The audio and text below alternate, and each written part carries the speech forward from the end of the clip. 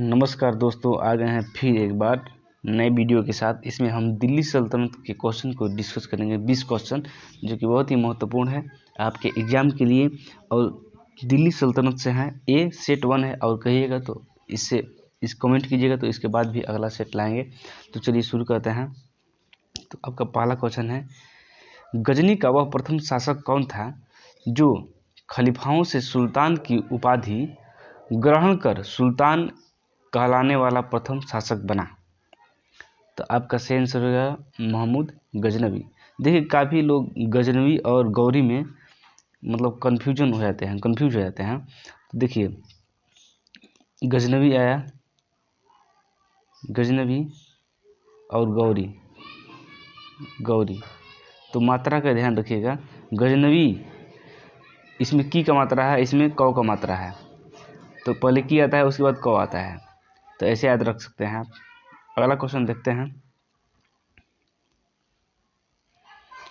महमूद गजनवी के सभी आक्रमणों जो कि 1000 से 1026 के बीच आक्रमण किया था, तो सर्वाधिक महत्वपूर्ण आक्रमण कौन सा है? तो सर्वाधिक महत्वपूर्ण आक्रमण है सोमनाथ का आक्रमण, जो ऑप्शन सी आपका सही हो जाएगा।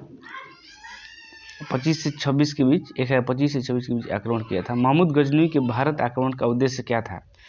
तो महमूद गजनवी मध्य एशिया में एक बड़ा साम्राज्य स्थापित करना चाह रहा था, जिसके लिए धन इकट्ठा करने के लिए भारत पर आक्रमण कर रहा था। तो ऑप्शन डी आपका सही आंसर होगा। अगला क्वेश्चन देखते हैं। आपका अगला क्वेश्चन है, महमूद गजनवी के भारत पर आक्रमण के समय भारत आए विद्वान अल बरूनी ने किस महत्वपूर्ण ग्रंथ की रचना की है?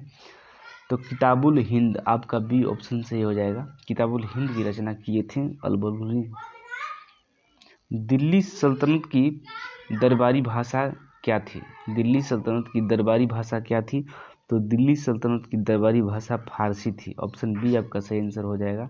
अगला क्वेश्चन देखते हैं। आगरा नगर की स्थापना किसके द्वारा की गई थी? तो आगरा नगर की स्थापना सिकंदर लोदी के द्वारा की गई थी। अगला क्वेश्चन देखते हैं। निम्नलिखित में से वह दिल्ली का सुल्तान कौन था जिसकी मृत्यु चौगान या पोलो खेलते समय हुई थी? तो कुतुबुद्दीन ऐबक आपका ए ऑप्शन सही होगा।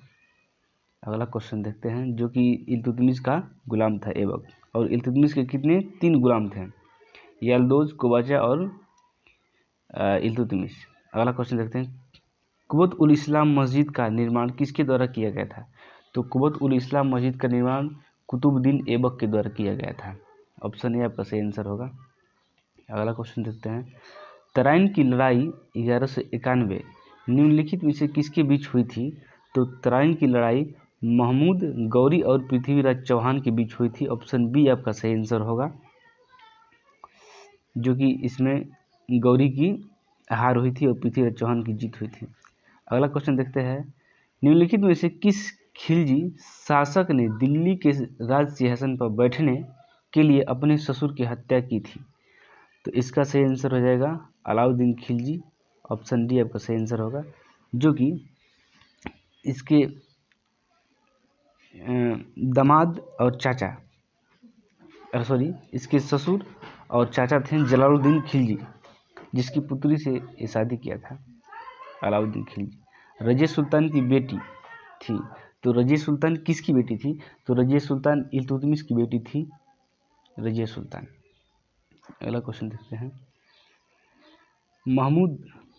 महमूद गौरी विजित प्रदेशों को देखभाल के लिए निम्नलिखित में से किस विश्वसनीय जनरल को छोड़कर गया था? मतलब भारत किस जनरल को छोड़कर गया था देख रेख के लिए, ताकि भारत की देख रेख? तो कुतुबुद्दीन ऐबक। ऑप्शन सी आपका सही आंसर होगा। किसके शासनकाल में सबसे अधिक मंगोल आक्रमण हुआ था? तो अलाउद्दीन खिलजी के शासनकाल में मंगोल आक्रमण हुआ था तकरीबन 5 बार। अगला क्वेश्चन देखते हैं। तराइन की द्वितीय युद्ध में किसने किसको पराजित किया? तो तराइन के द्वितीय युद्ध में महमूद गौरी ने पृथ्वीराज चौहान को हराया था। महमूद गौरी ने पृथ्वीराज चौहान को हराया था। ऑप्शन बी आपका सही आंसर हो जाएगा। तो तराइन के द्वितीय कब हुआ था? तो 1192 ईस्वी में, 1192 ईस्वी में, जिसमें कि पृथ्वीराज चौहान की हार हुई थी और महमूद गौरी जीता था, जबकि तराइन का प्रथम युद्ध 1191 ईस्वी में हुआ था, जिसमें कि पृथ्वीराज चौहान की जीत हुई थी इसमें, और ये महमूद गौरी हारा था पहला में, जबकि दूसरा में इसका उलट हो गया। अगला क्वेश्चन देखते हैं। सन 1339 और सन 1330 के बीच किसने तांबे के सिक्के के रूप में प्रमाण स्वरूप मुद्रा संकेतिक मुद्रा का प्रचलन किया था? तो इसका ऑप्शन सी होगा महमूद बिन तुगलक, जिसे MBT भी हम लोग कहते हैं, MBT। दिल्ली के किस सुल्तान को इतिहासकारों ने विरोधों का मिश्रण बताया है? दिल्ली के किस सुल्तान को इतिहासकारों ने विरोधों का मिश्रण बताया है? तो ऑप्शन सी हो जाएगा आपका महमूद बिन तुगलक, MBT। अगला क्वेश्चन देखते हैं। लोदी वंश का अंतिम शासक कौन था? तो लोदी वंश का अंतिम शासक था इब्राहिम लोदी। अगला क्वेश्चन देखते हैं। इनाम भूमि किसे दिया जाता था? दिल्ली सल्तनत में इनाम भूमि दिया जाता था, तो किसे दिया जाता था? विद्वान और धार्मिक व्यक्ति को। इस तरह कह सकते हैं कि जो भूमि विद्वान और धार्मिक लोग व्यक्ति को दिया जाता था, उस भूमि को इनाम भूमि कहा जाता था। अगला क्वेश्चन देखते हैं।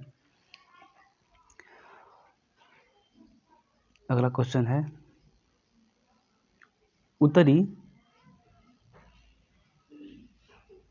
उत्तरी भारत की प्रथम मुस्लिम शासिका दिल्ली पर राज करने वाली प्रथम महिला कौन थी?